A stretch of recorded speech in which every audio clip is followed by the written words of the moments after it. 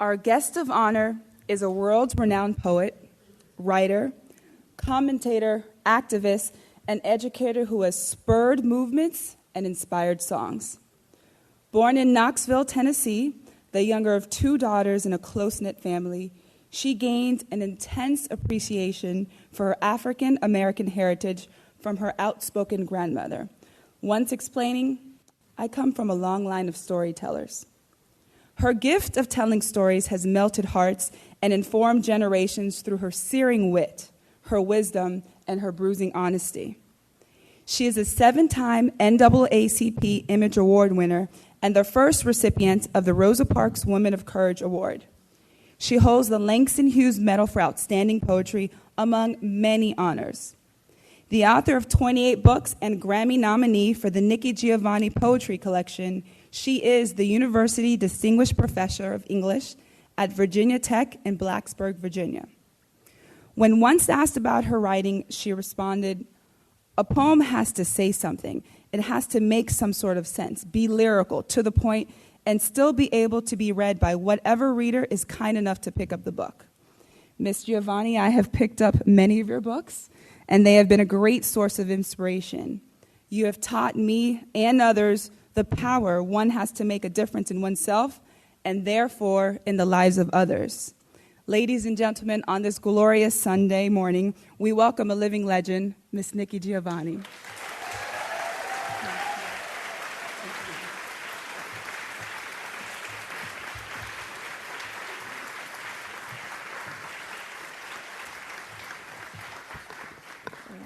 I'm a New Yorker. The first thing you learn is never touch the mic. The significance of poetry. Poetry is as necessary to life as salt is to stew, as garlic is to pasta, as perfume is to summer nights, as shaving lotion is to mornings, as your smile is to my happiness. Poetry is as significant to life as yeast is to bread, as butter is to toast, as grapes are to wine, as sugar is to lemons. How else would we get lemonade? Poetry is to me your voice, your touch, your laughter, that feeling at the end of the day that I am not alone.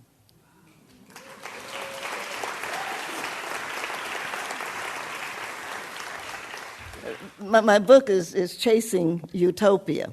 And in one respect, it's kind of a sad book because it's a book that I wrote about the death of my mother.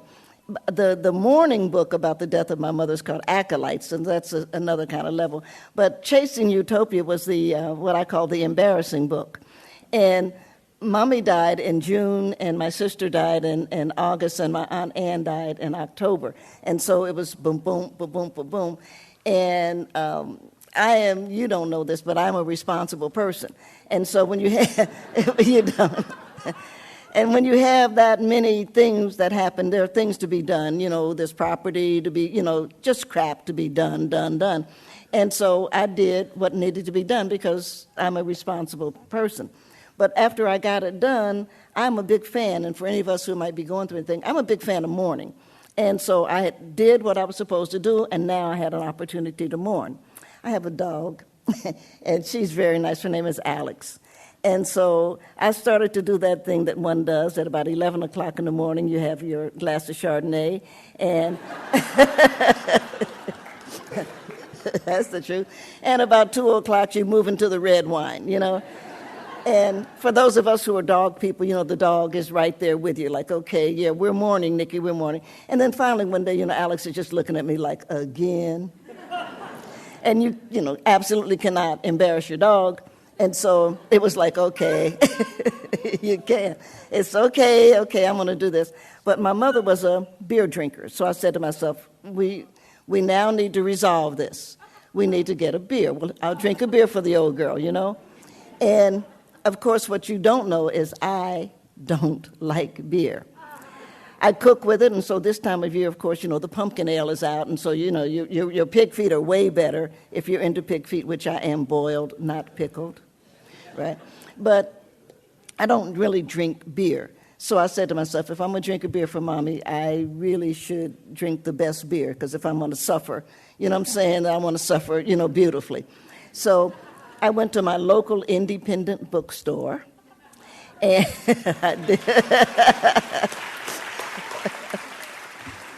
and I looked up beer. The number one beer in the world is Utopia. So I thought, oh, this is great.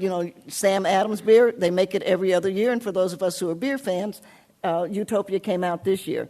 So 13 was one of the years, 11 was a year, and there'll be another one in 15. So that's the way they do that. So I called, well, you don't know him, but I called Vintage Cellars. I called Keith. And I said, hey, Keith, it's Nikki. How you doing, yakety? Yeah, I'd like to, have, put aside a Utopia for me. I'll be in to pick it up. He said, we don't get Utopia. I said, what do you mean you don't get Utopia? He said, they don't sell you. We're a small store, and we don't get it. And I said, wow, okay. And for those of you who know California, because you're in Florida, you have no reason to, but there's a place called, well, you don't. There's a place called Bounty Hunter. And if you're looking for a great wine, Bounty Hunter has it, So I called Bounty Hunter, and it's Giovanni, and I live in Virginia. I said, Giovanni, Virginia, they know me, Said I'd like to, order Utopia. And you know how people are being like really snobbish, and it's like, Utopia is a beer. We sell wine. I'm like, whoa, And because time is now going on, we get into February, and as many of us in the room who are of color know, in February, black people get invited to important places. And so,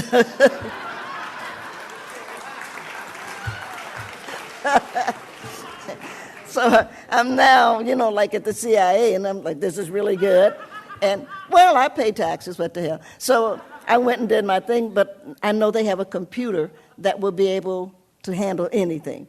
And so I'm saying to the director, Leon was the director then, I'm saying, Pinetta, and I'm saying to Leon, can you help me find Utopia? And you know how men talk to women when they think that women are stupid? They don't mean it like that, but they like pat you on the back. Yes, little lady, look deep within yourself. Thought, oh my God, what have I gotten into? And so, there's nothing to say but something like that. It's like, okay, because I'm not going to correct Leon Panetta. And so when he finally left the room, I said to his assistant, excuse me, but I'm looking for Utopia. And he looked at me, like when it was dead in your eye, like, and I'm sure you will find it. So there are times in life, and I'm probably shocking somebody, but there are just times in life you need a Negro. And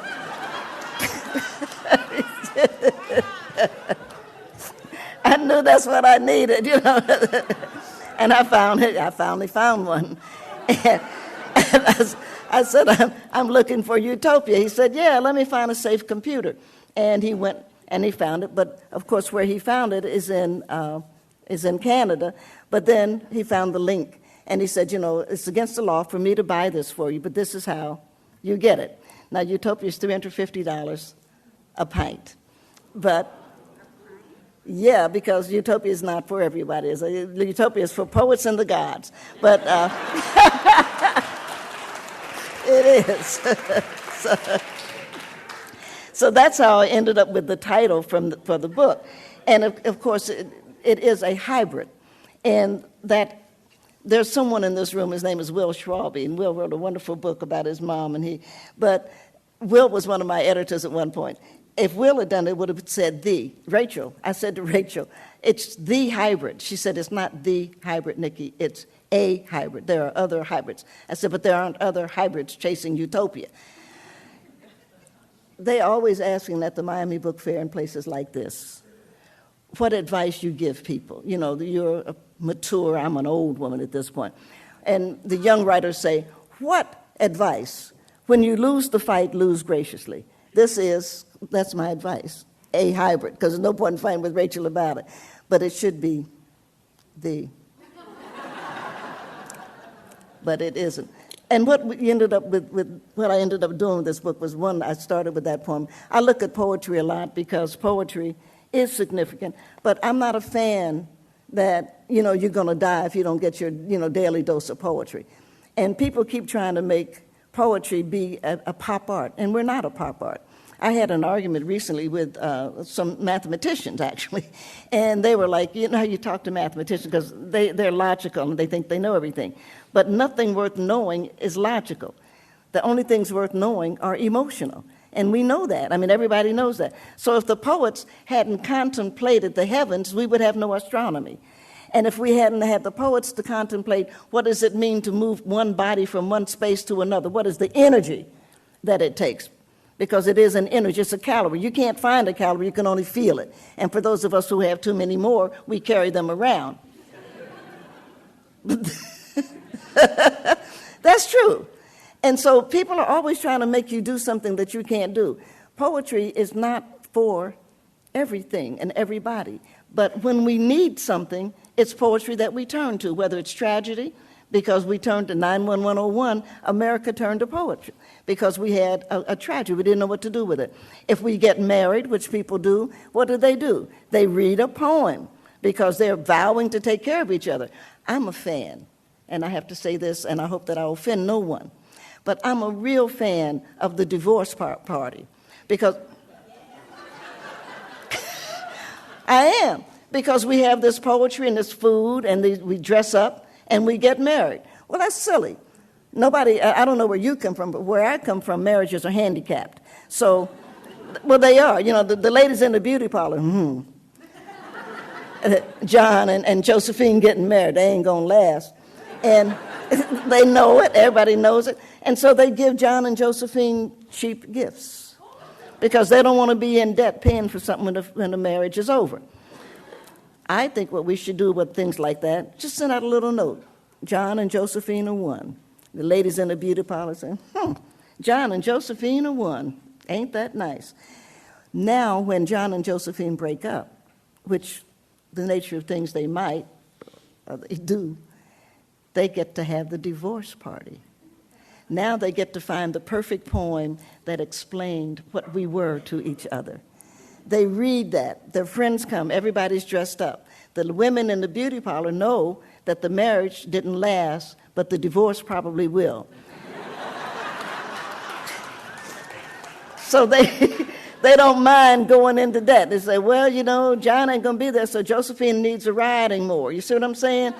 And 5 of them get together and they buy well, Josephine's not cooking, so John will need the new all-clad, so that he can do the cooking. I'm telling you, we got this backwards, but that's... And I have to say one of the foolish things, not foolish, but one of the things, I've really been disappointed that so many young people have been committing suicide. So I don't know that there are young people in the room with me today because I can't really see everybody. But if there are, let me just point out, human beings come with an expiration date. You will die. It's not a question of, if I don't kill myself, I'll live forever. No, baby, that won't happen. You will die. So you don't have to jump off the building. You don't have to make your parents crazy. I do not understand. I'm serious. I don't understand how somebody, from the minute you were born, first of all, let me just share. No matter what anybody thinks, women do not have as much fun carrying you around inside them as it looks like. All of the movie stars like, I feel so beautiful because I'm pregnant. No, your back hurts. Your ankles swell. You see what I'm saying? And you look funny, but your friends lie. And, girl, you're just glowing. No, you're not. You're just counting the days. 9 months or so later, something comes out at great expense to you, which was no fun. And he's standing there, breathe, baby. What the hell do you think you're doing? So you finally get this thing, and it's all wrinkly, and your friends lie again. And thank God for lying friends, because they say, she's so pretty. She's not. She's just wrinkled and drippy, and you wipe her off, and the next thing you know, you got something feeding on you. And you, again, try to take advantage of that. This is not a werewolf. This is my child. And so you try to, and you're that's the truth. You wipe their little stinky behinds, right, and throw the diapers. So you do all of that. And you start to tell them before they can even hear, you're beautiful, I love you, the world is ahead of you, you're smart. They meet somebody in 8th damn grade who says something like, you fat and crazy, and they jump off the roof. What kind of shit is that? How is it somebody they didn't even know? You've been telling them stuff for 12, 15 years. They're not going to listen to you. Oh, Billy said he doesn't love me anymore. Are you kidding? You have no right to commit suicide. I will one day have a stinky butt that needs wiping. You owe me.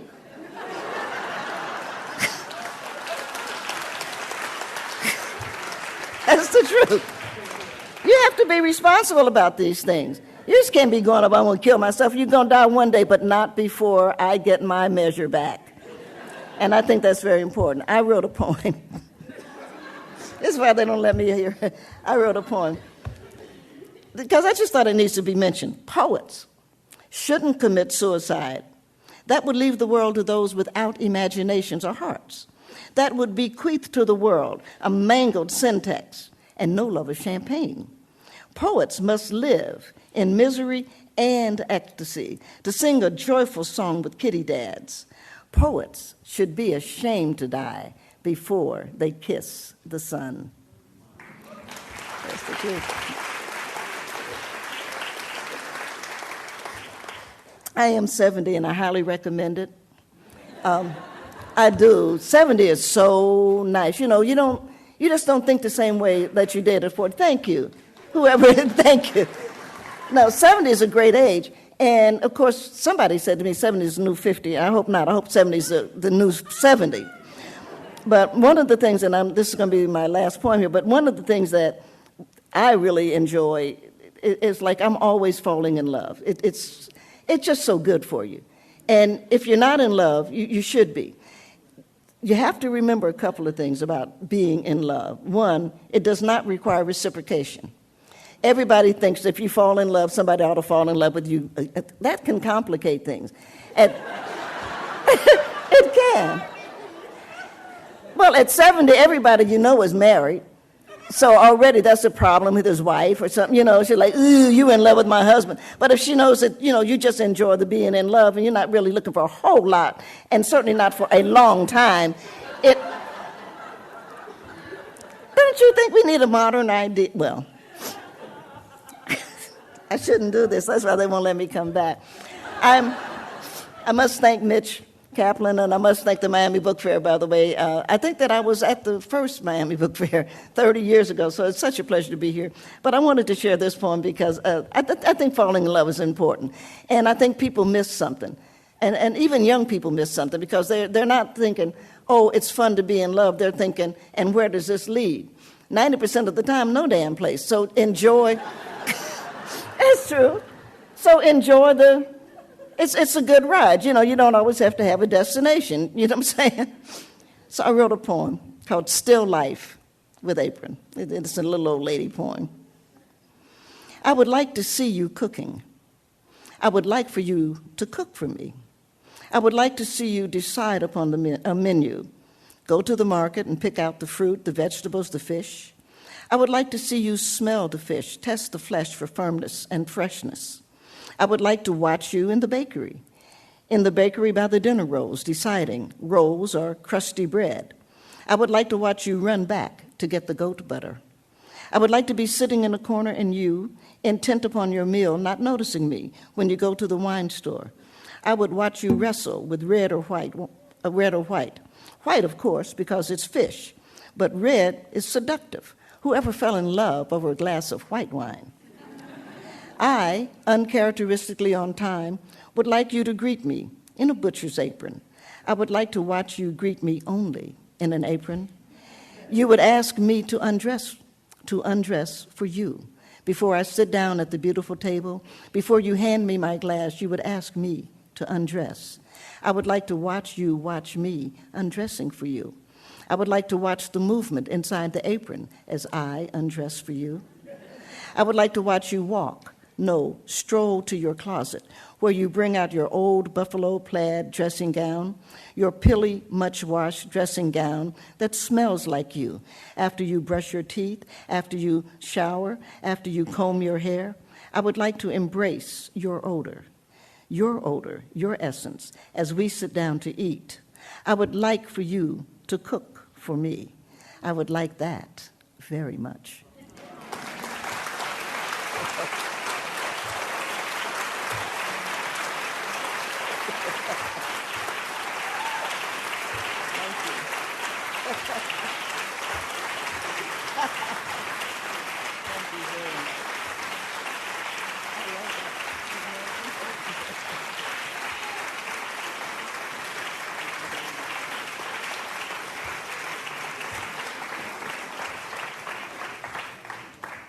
Juno was running late, and I am responsible. That's why I'm putting us back on time. But I do have time. I wanted to leave time if there were questions or comments. Divorce form you were going to read? Were you going to read the divorce form? Oh, I don't have it yet. Nobody, because we don't have the divorce party. But if I can get two friends to have a divorce party, I just have two friends who just got married, but I want to write a marriage poem about that because I'm very happy for them. But I don't have that yet. I just think it's a good, if I were married, I would get a divorce just to do what I said. But you know what I did do, and all. Do I need this? Oh, I'm not really one. But you know what I did do, because this is the time ESPN, the magazine. I'm a sports fan. ESPN, the magazine, just did it's the naked issue, the portfolio with the naked people. I always enjoy that because people always, I need to do something. Turn it on. It says green. It's on.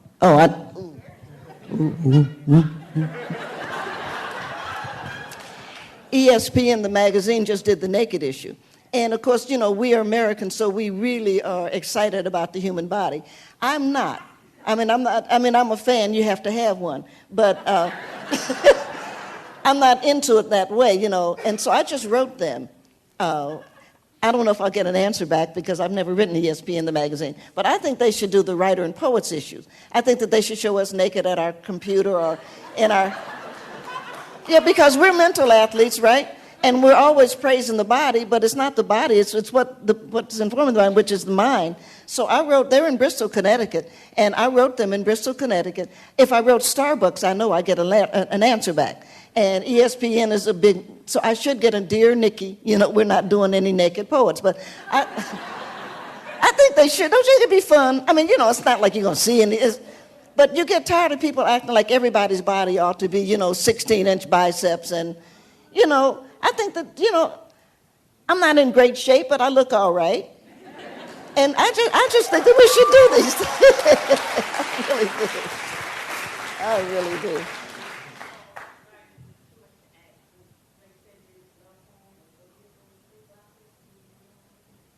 Which one?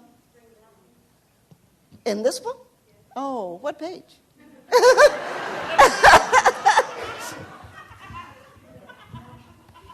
I am sorry. I'm getting to know this book because it's new to me. Don't be nervous. Oh, she reads electronically. Cheat. No, when you find it, tell me. I'll be happy to read it. That's okay.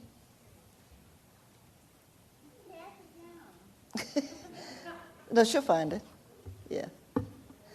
No, I really did. I have a poem in here also. Page 20, because I have a poem in here also that I could have read that I didn't. It's called Biscuits. And Biscuits does the same thing because I think that what you put into whatever it is what you get out. Oh, yeah, spring blossoms. This is one of those. Okay. Occasionally I do this. Okay. Everyone knows in spring love grows among the birds and the bees and the humans too. That squiggly worm which... I need to start that again because I missed my rhythm. Everyone knows in spring love grows among the birds and the bees and the humans too. That squiggly worm which makes the soil turn also falls in love. The robin gets up as an early bird should to catch a careless bug. But maybe the robin has made a mistake and simply wanted a hug. At any rate, I need a date with you to watch the moon bloom. We'll sit and we'll chat about this and that. And maybe like that owl and that cat, we'll dance by the light of the moon. The moon will dance by the light of the moon.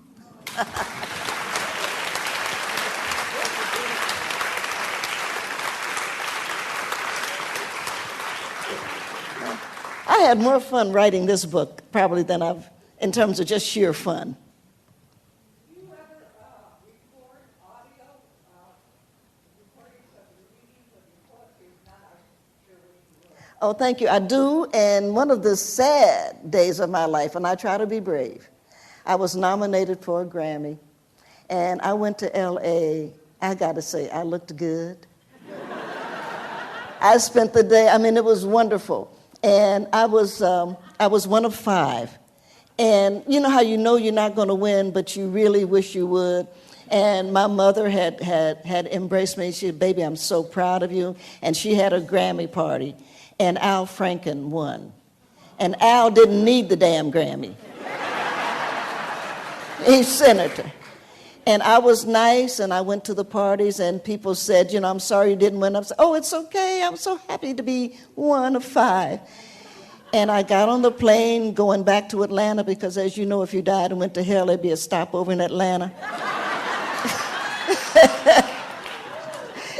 And I pulled my hood down, and I cried all the way. Yeah, I was like, "Oh, damn, I would have." But so I have a Grammy nomination. You get the thing and all of that. And I do have recordings. And then I'm bootlegged a lot. But I am, but it's not something I ever want to be bothered with because it's just poetry. And I have a poem. It's just love. I mean, you just go ahead. No. No, I don't want to read the poem I wrote about my... It's a sad poem, and I'm not in the sad mood. Yes, ma'am? I actually have 2, if that's okay. I wrote it with Omelette. I always read that as like it was after a positive encounter. Oh, my, yes. I Oh. gave it to my students, and one of them said it might have been after a negative encounter since everything's so topsy-turvy. That was about I fell in love, and it was good, and it rocked my world.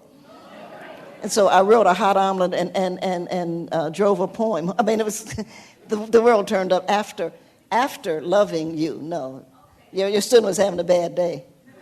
And then the other one is like they always admire that you wrote the introduction to hip hop book and that you support hip hop. And I'm gonna guess that you see hip hop artists as poets. And today, are there that you support you not writers, true writers, not just pop? First of all, hip hop is hip hop, and I mean that's like saying jazz is classical. That's an oxymoron. Jazz is jazz, and it's a great thing. You know what I'm saying?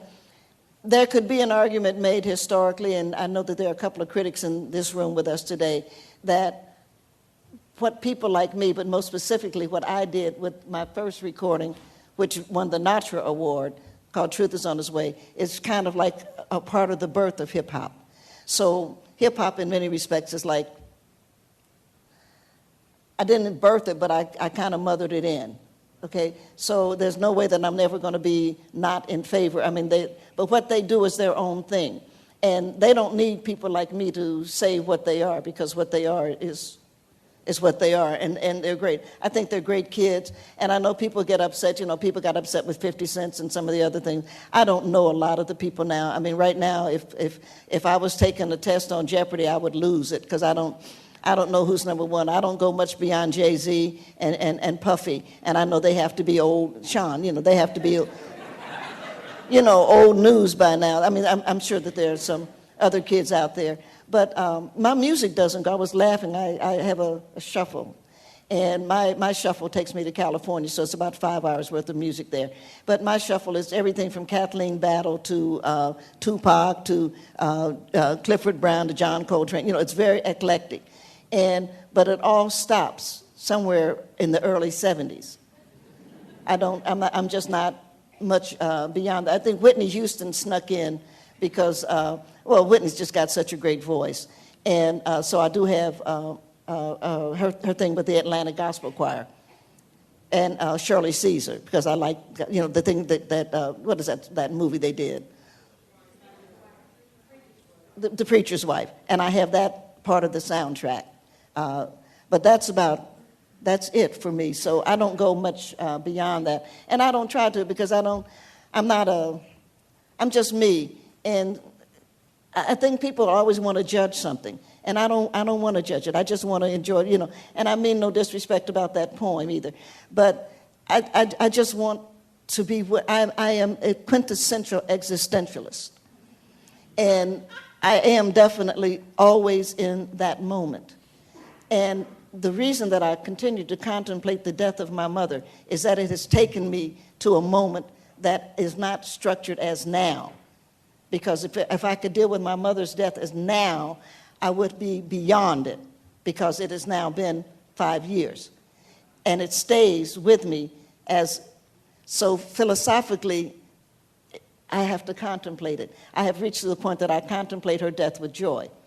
There's probably something else as I stay in this moment that I will discover about the death of my mother that is going to open up yet another door. Did I just make sense? Yes. And so that's where I am, and that's why I don't take positions. I know 2 very good friends in this room, both of whom frequently accuse me of not caring, because I ask very few questions. I always assumed I grew up with the ladies in the beauty parlor, and I want to write about them, because the ladies in the beauty parlor never ask a question, and you don't ask them questions, because if they want you to know, they tell you, and if they're not telling you, you're not going to get an answer. And so you have to learn that, and it doesn't mean that I don't care. It just means that things come to me, which is why, as I say, I'm quintessentially an existentialist. Things come to me. I have a core value, and I think that I very seldom, I'm sure at some point I've lied about something. I'm sure at some point I've hurt somebody's feeling. But it takes a lot. A lie isn't you look good. I mean, a lie is serious business. But there are just things, I have core values that I try to live by. And that's about me, Nikki. That's not about other people. On the other hand, I would not ever and will never let someone impose their values on me. And my question, speaking of Mr. Champion, my question, without me going to that place too far, is I don't see how America can be anti-abortion, how the right wing can be anti-abortion and pro-capital punishment. I'm not seeing it. So, yeah, I have to birth him so you can kill him later? I don't think so. You see what I'm saying? I don't want anything like that. I don't want to impose, and I don't want to be imposed. But I don't like those kind of contradictions, because I think there's the hypocrisy. Of course, you in Florida. I don't have to tell you. Your congressman is toting it up and voting against drugs. He is. He is. And, I do a little, that other fool in Canada that was smoking crack, I swear, and I'm in a good mood, and I don't want to hurt anybody's feelings, but there must be a profound competition between white men and black men, because black men will be doing the craziest thing that everybody knows. Toting up and snorting coke and stuff isn't good for you. Smoking crack isn't good for you. And then you get the white politician like, hell, if the Negroes can do it, so can I.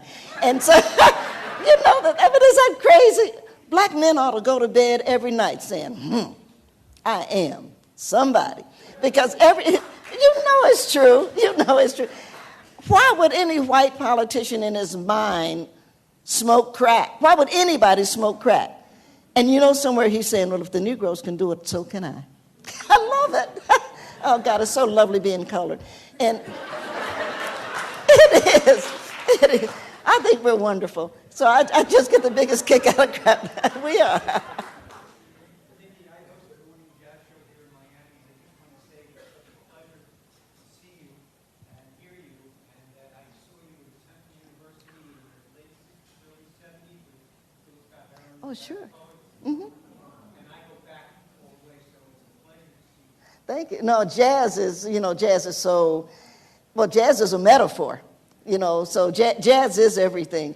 And that's what I do listen to. Speaking of new, though, I recently discovered, what's her name, Jane Monteith?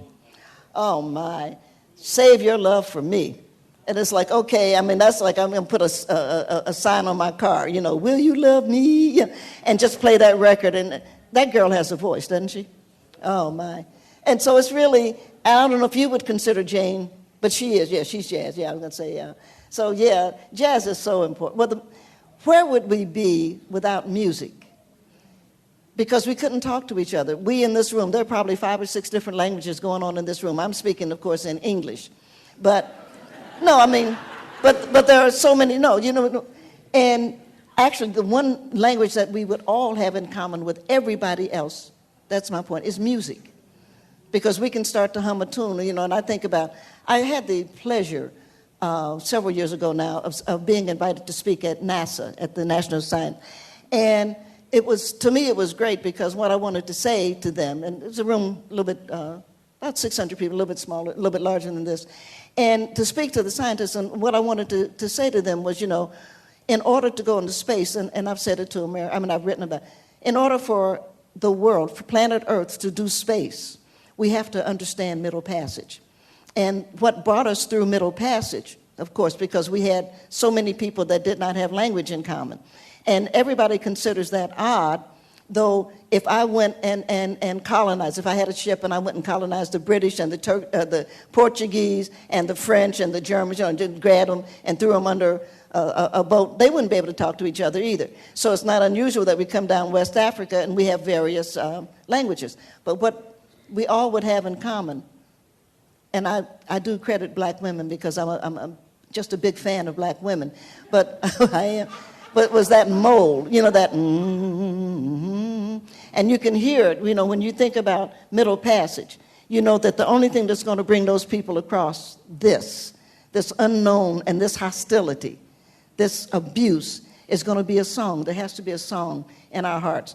And it's what has brought the black community to the point of sanity and the point of contribution that we make has been a song. And people get upset speaking of that, Save Your Love for Me is just a wonderful song. And of course it's about a man and a woman, maybe. But maybe it's also about, isn't it time that America saved just a little love for those of us of color, for those of us of Hispanic people? Isn't it about time that America just opened up its heart just a little bitty bit to say, maybe there's some love someplace that I am misplacing, and maybe I need to put it with the people who have made this country great?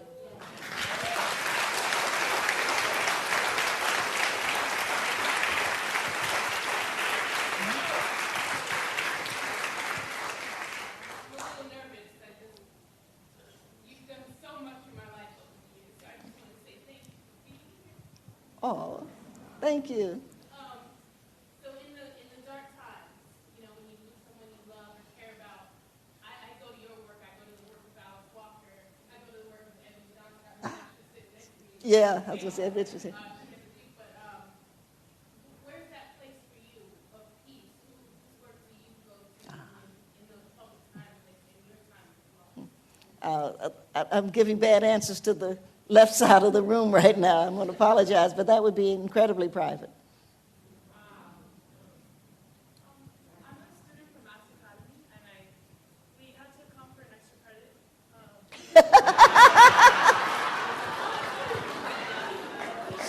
Last year, we read Untitled Tennessee, and I thought it was an amazing poem. Thank you. And so when we saw that you were coming, I was super excited to come and see you, and now that hear you speak, I just think you're so amazing, and I'm going to go buy your Who did that? Allen Ginsberg, one of them said, steal this book. You're only making 14 cents on the hour, so you don't have to, on the dollar, you don't have to buy it. Thank you. And again, I'm apologizing because it just is. That's an incredibly private question, and any answer that I give would be useless to anybody but me. And so that's why I'm going to decline to try to do that. Yes, ma'am. Thank you for being here. Such a pleasure to hear your voice and your face. Would you share with us what has changed you through the decades, perhaps, with your writing? If it's travel, if it's food, if it's your family, are there some things you'd like to share with us that you feel comfortable doing that? Oh, sure. No, I'm very comfortable with that because it's mostly in the books. The question was, what has changed me through the years? I really think that what helps my sanity, and I am sane, is that I do try so hard to stay in the moment. I have a good sense of history. And my friend Jenny's sitting here, and usually when there's some arcane, crazy question, she can ask me. Because I always say, if you don't need to know it, ask me. Isn't that true? That's true. But I think what I do is I try to know where I am and who I'm with. I knew that Ed Witch had to go sign, by the way. I just think that South Florida, there are a lot of things that are nice about this. And you got a great theme song, Moon Over Miami. And there's a lot of good things happening. But one of the best things that's happening literarily is Edwidge Daddick. She is an incredible, oh yeah. And I mean, you just have to be so very proud of what, if Haiti gave us nothing else, but we have to remember that Haiti has given us a lot. Number one, it was the first republic in the New World. That seems to always somehow be forgotten. And it's an incredibly important piece of information. And whenever we get over the BS that makes us who we are, we will recognize and embrace those people. Those are great people. And those people showed us a lot of the way. Race prejudice is such an old-fashioned, stupid idea. It should have gone out in the 18th century. By the 19th, it was finished. But by the 21st, it's an embarrassment. You know, I mean, you just run around saying, I hate black people. You know, people are like, oh, yeah, you do. I do too, sugar. And everybody goes, it has to stop. This is a teeny tiny planet. I was talking about space because the one thing I really want, the one thing, and I will not get it, and I know that, but the one thing I want is to go into space. I took the old SST, for those of you who are old enough to remember it, and so you're 80,000 feet. I was able to do that, and you can see space. You're there. You're having, God bless them, caviar, because when you took the SST in those days, you had good beluga because we didn't know the beluga was endangered. Oh, God, it was so good. And you had your champagne, and you're looking over into space. And if I could have, I would have just walked up to the pilot and said, you know, what did Thelma and Louise say? Keep going. And somebody said, well, Nikki, you know, you wouldn't be here. You wouldn't be. Wherever I would be, it would have to be someplace akin to my mother's womb, someplace where I was safe and I was warm and I was loved and I was wanted. Whatever space is, it is not hostile. It is an embracing thing. So I wish I could do that. But I dream those kind of dreams. I know that they won't send 70-year-old women into space, though we should. Because we keep sending young people. What do young people know? Young people don't even know about their own lives, let alone another life form. A life form can come to me, and life forms do frequently, believe me. And I embrace it, you know. How are you? Oh, that's so nice. You know, I'm not scared of things. So I'm sitting in space, and some conglomeration comes, and it's there. And it's like, oh, where are you from, sugar? Oh, I'm from Knoxville. That's in the United States. You know, and you'd go on. We need old people who are relaxed, who can have, we need old women. We do. I just can't imagine a better thing. And I'm a big fan of that movie. You know, they were saying, you know, you could go and you'll be with us forever. And somebody said, well, you know, I don't think I want to. I'm not scared. Because I said it earlier, it's true, we all come with an expiration date. I don't want to be thrown out. I don't want to be pushed out. But at some point, my number is going to come up. And so it'd just be so nice to have done something nobody else could do. I come as close as I can to it by writing poetry. But that's something I can share. And that's something I can say to everybody, every single person in this room, you need to write your story because nobody else has your story. Somebody said, Nikki, nobody's going to read it. What do you care? You don't know. Well, do you think William Shakespeare said, and 500 years from now they be doing Hamlet? You know what I'm saying? And they sitting around. It's not going to happen. You know what I'm saying?